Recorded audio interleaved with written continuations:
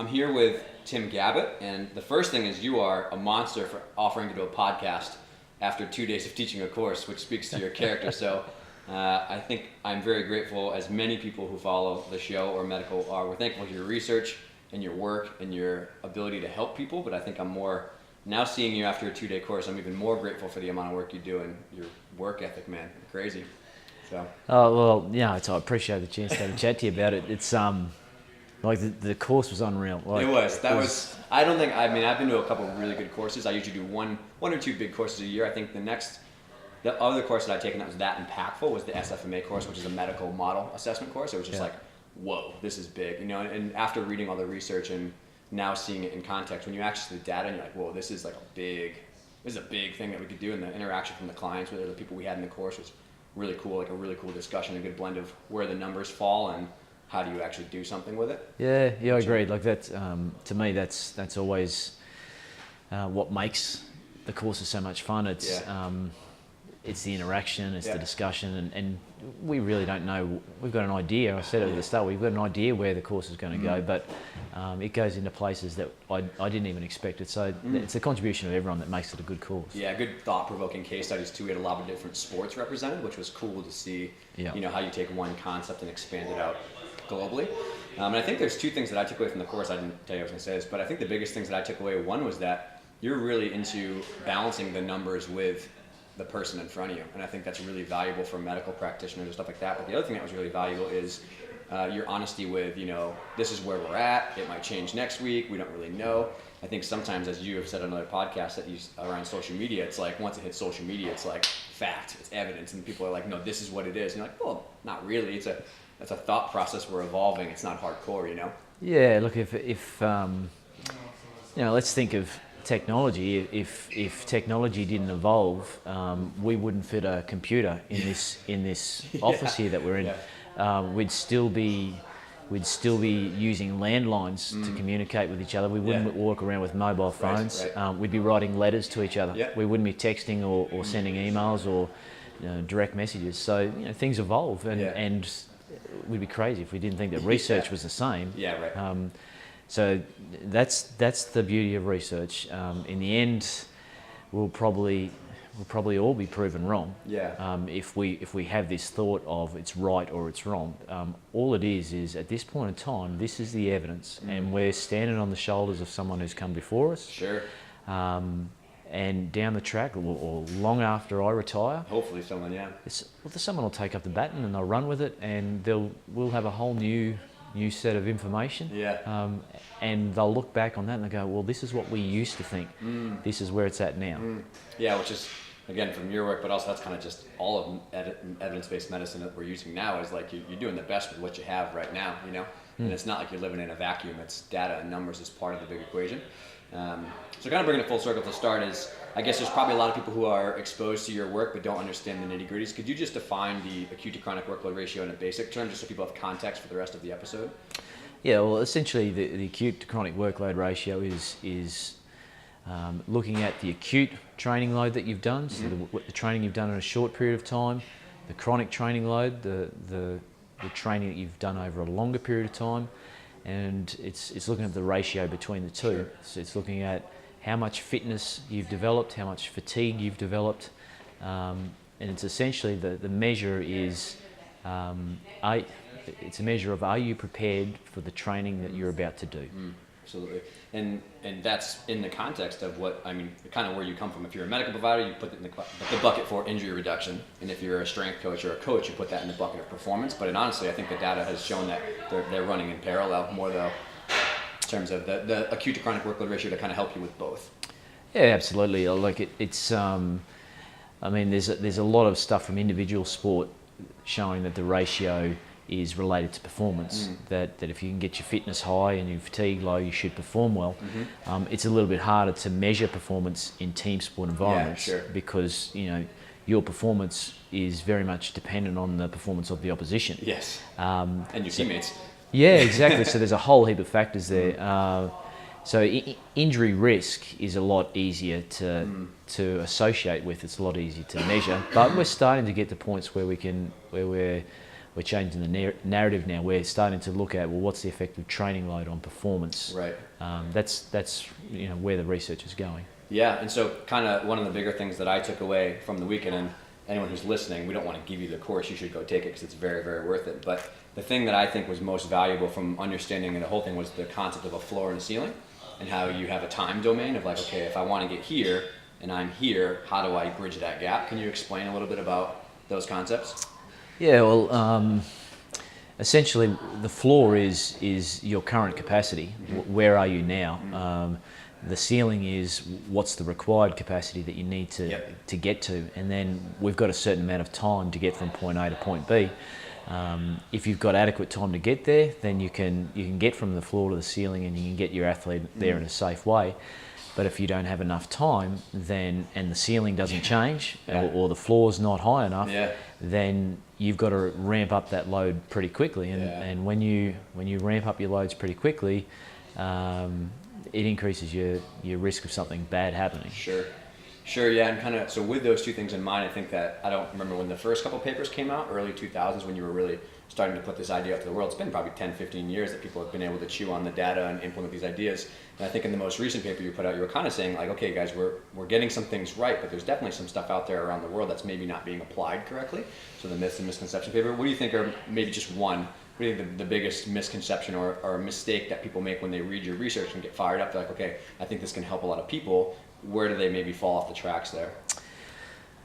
Oh, look, there's a few little myths that are out there, but if we focused on one, it's probably that the acute chronic workload ratio is the holy grail. You know, that it's all about the ratio, or that there's a magic number that is associated with someone breaking at a certain number of the ratio. Yeah, and avoid it at all costs. Yeah, and the reality is that injuries occur due to a whole heap of reasons. Good performance happens due to a whole heap of reasons other than just one variable. And the analogy I'll use is this. You know, we have a saying back in Australia: an apple a day keeps the doctor away. I don't know if you have the same saying over here, but no one interprets that. People interpret that as you eat a healthy diet, then it improves your chances of staying healthy. No one interprets that as saying all I have to do is eat apples and I'm going to be healthy. And it's the same thing with training load. It's not just about the ratio. The acute chronic ratio is part of the process that allows you to safely progress and regress loads. In its purest sense, that's what it does. But to think it's the holy grail, and I think that's the only thing you need to do to monitor your athletes to keep them healthy, it's as crazy as an apple a day keeps the doctor away. That's not how the world works, but that's definitely not how sports work. For sure. So that's kind of cool. I think a lot of that stuff is existent on the data that we have, and maybe your trends. And something that's come up in the course and kind of my world, I have a lot of people who I work with that are youth athletes, and there's a lot of people out there, including Mike and Lenny, where I'm at, that are working with 12 to 16-year-old baseball players. They're not pro paid adults. And I work in gymnastics a lot, and I'm curious about, and again this kind of drifts away from the data, or you can kind of speak to what data is not available, but I'm curious about your thoughts on how maybe this is how do you apply this in the youth population? What are some differences? And then also, if we don't have any information, where do you think that trend of splintering off for research is going? Well, there's certainly a lot more data in the adult population than there is in the adolescent population. So we can't necessarily apply what we know from adult research to adolescents, because the findings that we've seen with adults, in that higher chronic loads tend to be protective against injuries or associated with lower injury rates. It may not be the case in young people. And there's not a lot of research on the negative effects that come with training in young people. Now that's not to say that there's no negative effects. It just means that there's not a lot of research. So I think there's a room to do research there. From a practical point of view, one of the things that we need to be able to do, rather than just monitoring and with young athletes, is we need to understand that biologically they're different from adults. They're not just mini adults. Sure.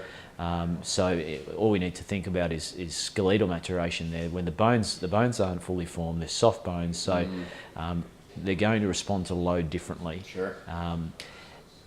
But by the same token, one of the things we can help young athletes with is teaching them how to train. Yeah. Learning how to train, learning what a hard session is, learning that not everything is a 10. You know, like if you haven't trained before, everything is a 10. But we also have to help them safely find moments where they can push a little bit more, or they need to pull back a little bit. So they learn to understand their body a little bit better. Yeah, and I think something that I've noticed in my work, I coach a lot of gymnastics people, and I work with a lot of these youth athletes, and I think that when we were looking at the model of, okay, who's involved in the decision making, it was coach, the medical provider, strength coaches, and the athlete. And then, in our world, the biggest one is a parent. There's a parent now involved who is their job to help take care of their kids safely and help them get their goals. They're not making all the decisions. And so that's a really important voice that you have to consider when you're talking about training loads and competition and stuff like that. And I think that, just trying to help people out who are listening, who are struggling with how to apply your work to, the youth, is like, you got to have a really fluid conversation with the parents. Sometimes that doesn't involve the kids sitting there, which is challenging sometimes, but that's an honest part of it. Yeah, look, I think in most cases, parents want the best for their kids. Sure. But I think that the parent has to be honest about where they are in the process as well. Yeah. That are they there to support the child and help them develop as an athlete, or are they kind of living their life through the child and the child's achievements in sport? And sometimes we get some really supportive parents that understand that it's hard when you're stealing from a whole heap of different energy from a whole heap of different sources, and you're playing multiple sports, which might be a good thing, but it's adding a lot of load. Totally. And it may be that you need to have a think about it, that it's good that they're involved in sport and they're physically active, but something's got to give. You've only got 100% of capacity. You can only fill your glass up so full, and you've got a number of sports plus your schoolwork plus all the personal stresses that come with that. Totally. At some point you're going to reach capacity. So you've got to decide what you're going to fill your glass up with. Yeah, and that's a really emerging thing that I think is happening from the research of looking at the IOC consensus statements on youth long-term athletic development, is they're factoring in more of the multiple stressors that people have. And we had talked about this in the course, but I've always been in gymnastics, so I kind of use your work and many other people in periodization of like the loading of actual training, but then also there's some good work from like Robert Sapolsky and some other people of looking at just like stress in general and how that affects kids when they're young. And I'm curious about, kind of with that context, if you can only fill your cup up so high, I'm curious about your thoughts on thinking about all stressors, the emotional stressor that somebody has with their family outside the gym. How does that affect, can you push hard at training, or the social reactions that people have within a team and stuff like that? I'm curious about how you maybe apply and see that data play out in team environments in terms of multiple stressors. Yeah, look, we try and capture some of those stresses in the well-being scales that we use. So sleep and stress and mood and energy and fatigue levels, those kind of things. I think part of the issue, or part of the thing we don't do so well, we understand load, and we understand to improve load capacity, you need to have your load slightly higher than capacity. But one of the things I don't think we've done as well as we should is consider the health factors, those stresses, and realise that those stresses can impact on your capacity at any point in time. So you haven't actually lost strength, you haven't actually lost fitness, but due to an increased stress or a decreased sleep, you've lost capacity at that given point in time. And one of the things that I think we need to get better at, not only in the research we do, but also practically in the field, is tying together these different components of the model. So we've got load, capacity, and health. It's not just a matter of loading to increase performance. It's not just a matter of increasing capacity and increasing performance. You need to consider the health component, the stresses in all of this. Yeah, and I think there's two kind of things that I always think about. One is that when you do measure session RPE, that is definitely influenced by outside factors significantly, right? So if someone is having a fight with their parents, or they're more stressed out, or they didn't sleep, you're going to probably hopefully see that reflected in the session RPE, where maybe that's a more demanding effort. And kind of from the stress research side is that it's been very clear that the perception of effort recruits more of a stress response, which is very interesting. So if somebody's like heavy legged and they feel like crap, they're like, oh God, this is brutal, right? They're actually going to recruit more of a cortisol flood, which is then that much more you have to recover from. And again, this is looking at just like stress research in general. So it's interesting that I've read kind of different pieces of literature, and you actually see that same U-curve of the way that stress hormones affect the body and the brain and the long-term effects. And I was showing you some of those graphs. It's almost the same thing at a molecular level. It's if you spike it real hard, real fast, like a PTSD situation, that's probably not good. There's been documented case of that. But if you get into the kind of moderate loading and a slow buildup, it's protective against mental health and things like that. And then you start to tip on the other side of the curve, where it's what they call exotoxic, where it's starting to actually damage you. And so that's the wear and tear. And I think that if you overlap some of those graphs, it's like, wow, that's like really interesting. And it's going from the cellular stuff up to the really high level workload stuff, but it's more alike than different, which is really interesting. Yeah. I want to be a fly on the wall if you and Robert ever have coffee together. Look, I haven't read that research in full, and you showed me that today. I'll send the book to you. Yeah, look, I mean, it sounds fascinating actually, and I haven't met Robert, but like the research sounds so cool, and like I mentioned to you earlier, it's not the world that I live in on a daily basis, and because a lot of the time the conversations I have are nowhere near these conversations with coaches and athletes, but like it'd be great to sit down with him and just see how he sees his work fitting in with some of this, just the general training load stuff that we've been doing, because it sounds like there is some similarities. And it gets to a situation where people forget that, as a researcher, as you are, and maybe as I put on stuff, like we're actively busy every day. We have a lot of stuff to do. It's hard to know so much about so wide of a field. And it's actually funny, I contacted him when I was working on stuff, and he said the same thing. He was like, oh, I'm real busy writing this like lab study, but like I've never really heard about this. I'd be interested in it. He said the same thing. And it's like everyone's kind of like, we got stuff to do, man. It's easier said than done to keep up with everything. Yeah, that's right. So kind of on the next progression of this is there was a really interesting paper in BJSM in 2016 from S-Grand, I believe is the way you promote it, and they essentially looked at the type of coaching style that existed in an organization in football, and they compared that to injuries and time missed from practice. And it was interesting that they found a correlation between authoritative dictatorship style and more injury prediction, or also more time missed from practice. And just kind of tying all those threads together is chicken or egg. Is it a hardcore coach pushes the loading harder and faster and doesn't listen to a strength coach or a sports scientist, is like, no, this is how we train? And maybe they, the other side, a more open leadership model, is they embrace everybody's ideas, valuable. But I thought that was one of the more interesting studies I've ever read related to how maybe all this bleeds over together. But I'd never seen that before. It was subjective. It was the medical provider's opinion of the coach, so you got to take that with a grain of salt on the evidence level. But that was fascinating to me. I don't know if you. Yeah, look, I have seen the paper. It's an interesting one because if you have more injuries as a medical provider, maybe you're more inclined to say, well, it's because the coach doesn't listen and he's such a dictator that he just pushes them too hard. And when you have a good year and the injury rates are low, maybe you're more inclined to say, yeah, the coach was really understanding. He was open to the things that we suggested. It's a hard. There's no perfect study, so I'm not being critical of any research, but. There's always at least two ways to interpret information, and it'd be interesting to see how a coach with a very open style and who goes through a poor injury run, so they get a run of injuries, and whether that changes his style. And, very interesting. And whether it is chicken or egg, whether the injuries start to bring about authoritarian and dictator type style, and maybe the dictator. I never thought of that. When they have a few injuries, but then the injuries clear up and they go through a bit of a run and he's all happy and he's not and he's open again. Totally, I didn't even think about that. That's really interesting. I'd have to go back and look at how many seasons it was across. Maybe look at the data year to year.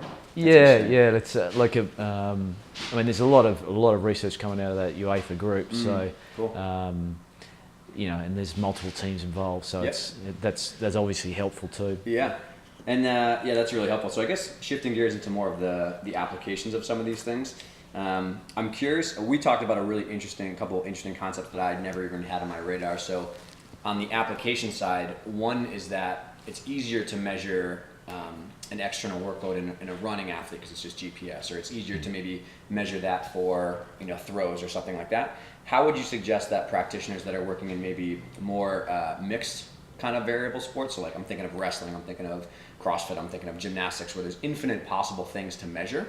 I mean, are there any kind of like trends in the research emerging that people are brainstorming? We had a couple over the weekend, but I'm curious about maybe your recommendations for someone who's like, how in the world do I quantify this? Because there's so many moving pieces. Yeah, well, let's use wrestling or CrossFit as an example. Maybe gymnastics is a really good example. Yeah. GPS is not going to be the answer because straight away you're indoors for the majority of that. But if you can afford inertial measurement sensors, they're so small now that even small athletes like the gymnasts won't even know they're there. Yep. So potentially inertial measurement sensors that measure either accelerometer load, accelerations and decelerations, or they have gyroscopes in them, so they can measure these kind of movements. So those kind of sensors are going to be potentially really good, and it's just the way of this technology. When it first came out, it was really expensive.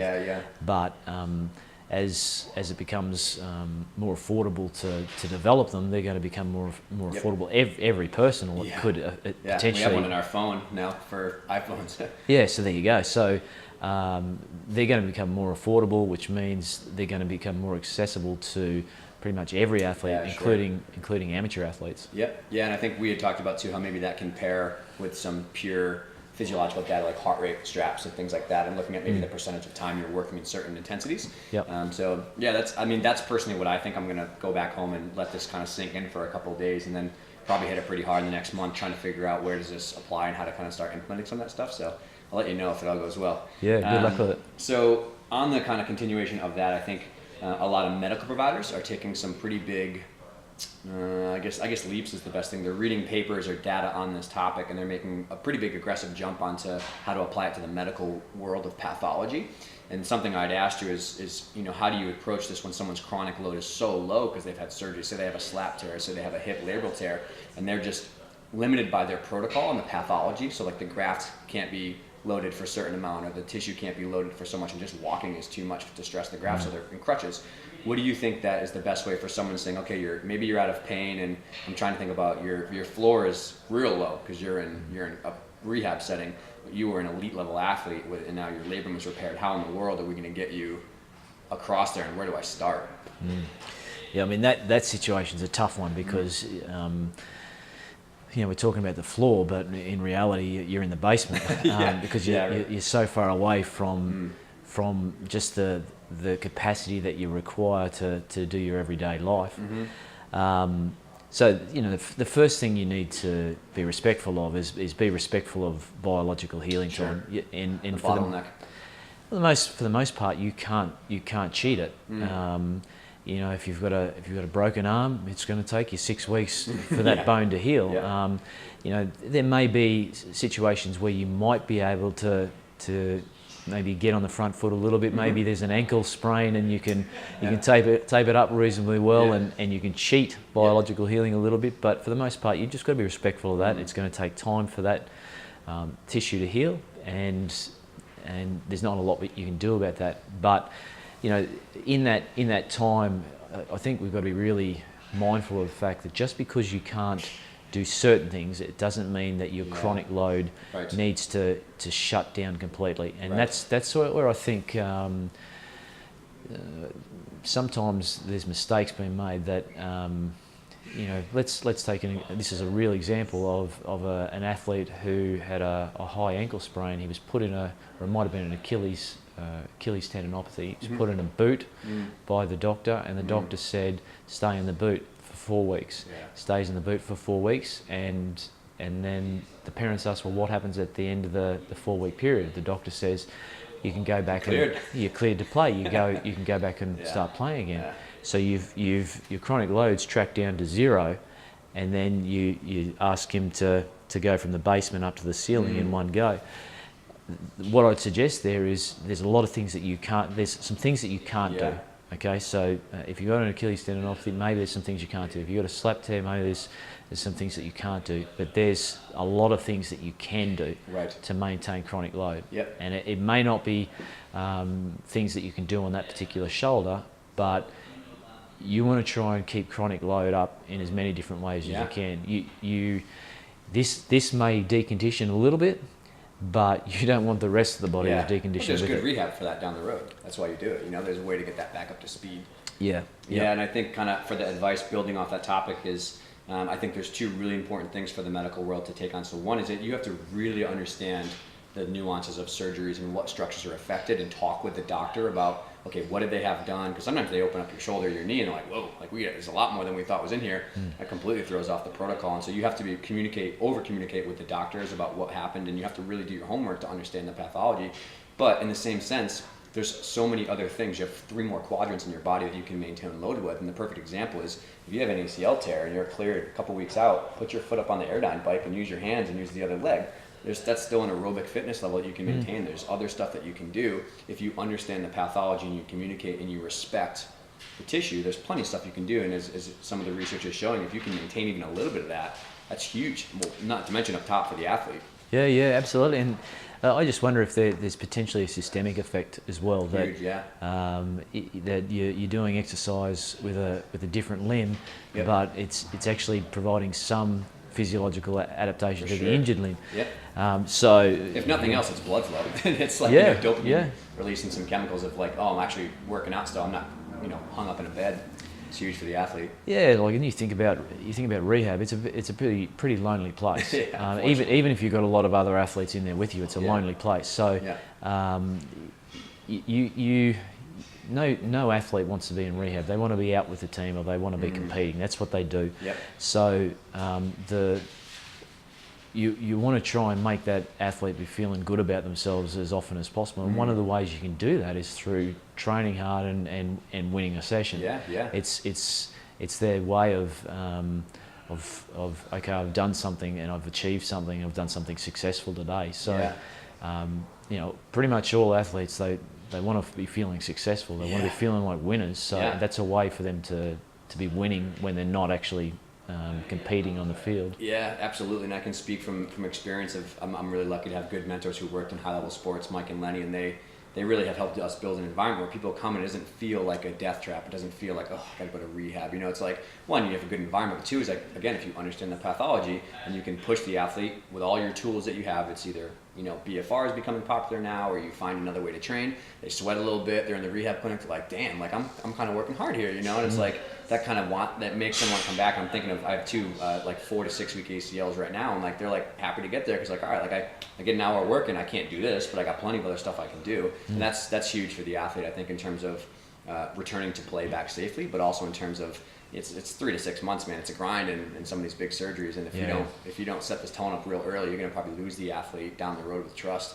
So, I agree. So kind of moving, I guess, pulling back the scope now is, I guess, a couple more questions. One is these concepts. Oftentimes we have a thought process in our head about like, oh, this is gonna be great for the organization. This is gonna be great, and we get to the actual implementation, and maybe the coach is like, yeah, well, whatever. Like I know how to coach. Like, don't tell me what to do with these workloads. Or you get, again, like we had talked about, the medical providers pulling in one direction, the S&C coaches pulling in another, the parents terrified what's going to happen to their athlete if they're younger. What are maybe some of your tips from experience about how the softer skills of maybe talking about the language you use about implementing these new concepts, and how you would maybe recommend people who are learning this implement this with their team or with their organization or whatever it is? Firstly, I wouldn't try and sell it from an injury point of view. Athletes, coaches, they don't want to hear about injuries. They like hearing about performance though. So come at it from a performance point of view. The second thing is, and this is a real life example of, we've done some education with athletes around the importance of monitoring load, and we don't know if we're progressing your loads adequately unless you enter your data. And the athletes were pretty good. They said, "Oh, okay, yeah, we can see your point. We need to get better at this." Sure. And that was interesting. Yeah. But the real interesting thing was when they turned around to us and said, "But here's some things that you need to get better at." And once my ears pricked up when I heard that, okay, now we're having a conversation. Absolutely. Now this is interesting. So the first thing is they said we want feedback. We want to know what's the plan. If we're having a hard session, we want to know that session. We want to know the plan in advance, so we can mentally prepare for it. We want to get our head around the fact that it's going to be a hard session, so that we can mentally and physically prepare for that. And then they also said, you must know if we're going 3 weeks hard, 1 week easy, or we want to know when those hard weeks are. Totally.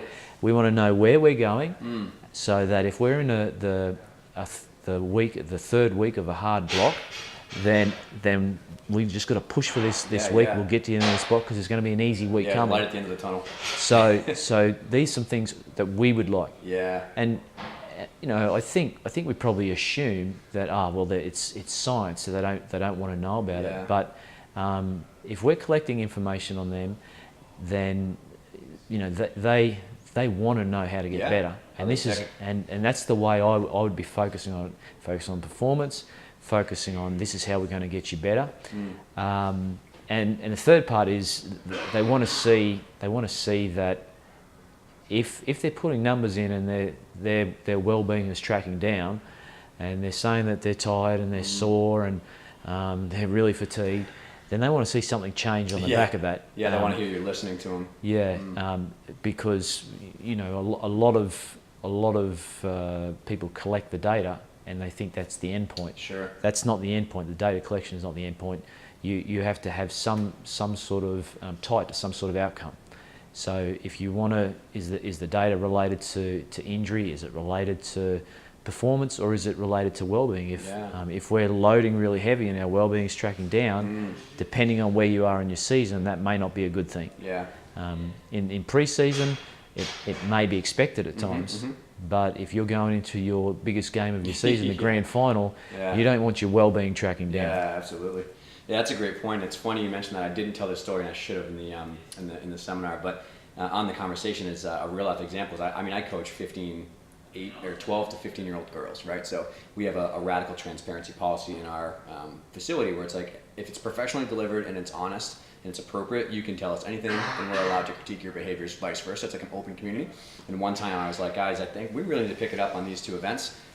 It's really like you're kind of falling apart, you're not sleeping enough, like you really aren't giving it the effort. And 2 days later, they wrote us a 1-page letter about all the things that we needed to improve upon as well. So a bunch of 12 to 15-year-old girls, and I have it here in the back of I keep it in the back of my notebook, but it was hilarious for me because I was the same thing. At one part of me was like, wow, the gall in these kids, this is amazing. And my friend Nick, who worked the elite level at GBR, he was like, that takes some gall to like type that out and give it to you. But at the same time, I sat down and I was like, we're having a conversation. This is perfect. This is amazing. It means that you listened and I listened and we're back and forth. And we haven't had a more successful culture in the last 2 years since that happened. Because again, they said like, okay, we hear you, but also by the way, you're maybe being a little bit on the fence here too. And so it made for a very good conversation. So it's a hard conversation to have for sure. Yeah. But it's important. Well, if you've got a 13 to 15-year-old kid writing you a letter, you could interpret it as, wow, I wouldn't have done that as a 13-year-old, but it's probably an indication of the level of trust and relationship you've developed with them, and that's what you want. You want to be able to communicate. Things have changed where it used to be just coaches standing over the top of an athlete saying, you will do this, or you're out of the squad, or I really think we need to tap into how each of our athletes tick and what gets them going, because screaming at one athlete to motivate them, that might actually work for some athletes, but screaming at another one, it might just send them down into a stressful spiral. So working out what makes each of them tick is a really, really big skill in coaching. Yeah, and it's kind of taking that full circle of how that matters with trust is it's only until we built the foundation first were we able to really be like, hey, like this is going to be uncomfortable, but you got to push through this. Like once you build that trust, you can manipulate back and forth. And I think that the coaches that have the most trust from what I've seen in the elite world and the Olympic world, they have earned the right to, push hard when you need to and pull back when you need to, because the athletes, care. They think, okay, well, you heard me one time when I needed less, but now I'm willing to go down that path with you because you say this is what I need to do to perform better. So whenever I travel and I teach, every single lecture I have is always built upon build the foundation of your habits and your values and your cultures, figure out who you are as a coach or an athlete or a provider, and then you can build on the tactics on top of that. If you flip that over, it's never going to work. So that's a good point. So I guess last question is nothing related to workloads. I'm more curious, just as a personal thing for you, is why you spend so much time working so hard on this, and kind of what's your why behind it. Is hours and hours and hours to do these studies, and as you alluded to, you don't get paid a lot for doing research, and I'm curious about what you do behind the scenes that maybe people don't understand about why you put so much time into it. Yeah, these are always the hardest questions, like philosophical. Yeah, they're a bit philosophical, but I learned really early that that the harder you work, the easier things get, and that hard work ethic was drilled into me from a really early age. I had some great role models in my dad and my mum, and I'm really lucky to have the role models that I had. I don't want to die wondering, so I don't want to be sitting on my lying on my deathbed going, oh, I should have done this, or I should have done that. I've been lucky enough that I can do this particular thing, and there's a lot of things that I can't do. I joke that I'm flat out boiling an egg. So it just so happens that in this little part of life that I've been, I'm lucky enough that I can understand this stuff okay, and I can make it accessible. I can make science accessible to people, and that there's a lot of really good scientists out there, but if you can't explain the science to a barmaid, then maybe you don't know it so well, or maybe it's not that important. And one thing my dad always says to me is, you can't kick goals when you're sitting in the grandstand. And so it sort of ties in with my don't die wondering. Like if you can sit in the grandstand and you can be critical of people, and you can go through your whole life and never really have a crack. But I'm just gonna keep at it, keep working away at things, and if I can do something, I'm going to keep doing it while I can. Who knows if I do it forever? But I'm going to keep trying to kick goals and keep stay in the game. I'm going to keep. You got to stay in the game to try and win it, and that's what I'm going to keep doing. I'm just going to keep competing and get the best out of myself as I can. That's a great way to end it. I'm very similar, not to dive into it, but I'm very motivated by the fear of regret, like down the road, like crap, I should have, maybe I did this. So that's the fuel every day. But Tim, I thank you so much. I think you don't realize how much your work has impacted a lot of people around the world in terms of just the health and wellness of their people, but also feeling like they're moving towards a good goal. So I thank you for all your work, and anybody who is curious about the course, you should absolutely take it. This was like one of the better courses I've taken in a long time. So look up the rest of your dates and move forward through that. But where can people find you if they want to look up courses or more information? Look, you can find me on Facebook or Twitter or Instagram. So I'm getting better at Facebook. Better at responding. Like if you're interested in the research, go to ResearchGate or PubMed. Typically we put some papers and some blogs on our website, GabbetPerformance.com. Reach out. We'll always get back in touch with you.